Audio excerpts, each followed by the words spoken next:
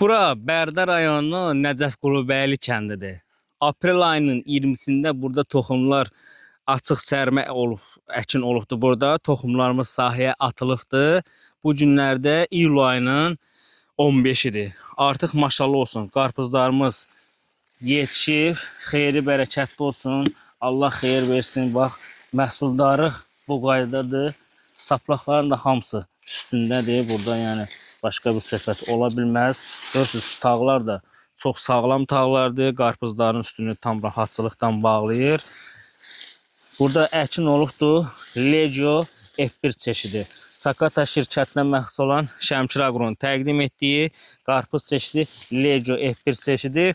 Legio F1 çeşidinin çəki olaraq gəlir 8 plus. 8 kilodan yuxarıya gəlir. Özü 13-14 kiloya kimi tam rahat çəki verir. Və Legio F1 çeşidi nə tam yumru qarpızdır, nə tam uzun qarpızdır. Oval formalı qarpızdır. Məhsuldarlıq da maşallah olsun kifayət qədərdir. Bütün tağlarımızda eyni qaydada məhsul var. Qarpızlarımız da bərabər boylu böyüdür hamısını. Yəni hansısa qarpız geri qalmır. Tağların kökü güclü olduğuna görə bütün məhsullarını tam rahat böyüdə bilir. Hasanlıqla böyüdə bilir. Bax maşallah olsun. Burada da sonradan tökən qarpızlardır. Bunlar da növbəti səfər dəriləcək qarpızlardır. Legio F1 çeşidinin üstün cəhətlərindən biri də odur ki, kök sistemi güclüdür, xəstəliklərə qarşı yüksək dözümlülük göstərir və yarpağı enli yarpaqdır. Enli yarpaq olduğuna görə, bax burada görürsünüz ki, bax, bu qarpızları tam rahat bir şəkildə günəş yanıqlığından qoruya bilir. Bax, sonradan baba görürsünüz ki, belə xırda-xırda qarpızlar töküb əmələ gəlibdir. Onlar da inşallah ki, növbəti səfərdə yığılacaq qarpızlardır. Allah hamının əkininə xeyir versin, xeyirli olsun. Mən sizə çəkib göstərməkdən məqsədim odur ki, Legio F1 çeşidi istər salafan altında, istər də ki, açıq sərmədə tam rahatlıqla əkə bilərsiniz. Bu günləri Bərdə rayonunun Nəcəf Qulubəyli kəndindəyik. Daha sonra keçəcəyik Ləmbərana, daha sonra keçəcəyik Əyriciyə, Xəsilliyə, Otiskilər kəndinə. Orada bizim daimi müştərilərimiz var, bu çeşidləri əkənlər var. Həm Grand F1 çeşidimiz var, əkinlərimizdə həm Legio F1 çeşidimiz var.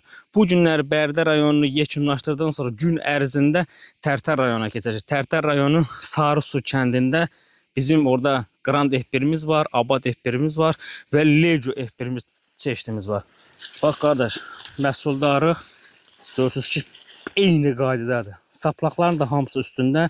Bax bu 1, 2, 3,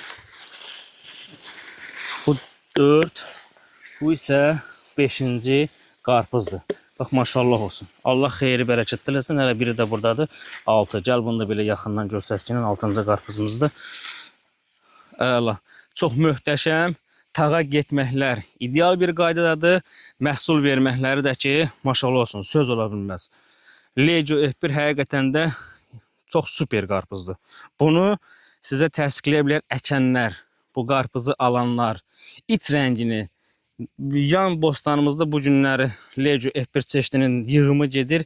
Orada deməli ayın 17'sində əkin olubdu. Toxumlar ayın 17'si günüsü sahəyə köçürdü. Yan bostanımızdan sizə indi Legio F1 çeşidinin kəsib iç rəngini göstərəcəm. Bu bostanda qızaran qarpız var, amma azdır. 5 gündən sonra burada tam rahat qarpız yığımı əmələ gələcəkdir. Allah xeyri bərəkətli eləsin. Yenə dediyim kimi xeyirli olsun. Bax, qarpızlar da dənə bə dənə əllə düzürsən, elə bir. Maşallah, məhsuldarlıq yəni kifayət qədərdir. Təkrar göstərirəm ki, baxasınız ki, Legio F1 çeşidi qarpızlarda deməli əyrilik olmur. Tam bunu lazım deyil.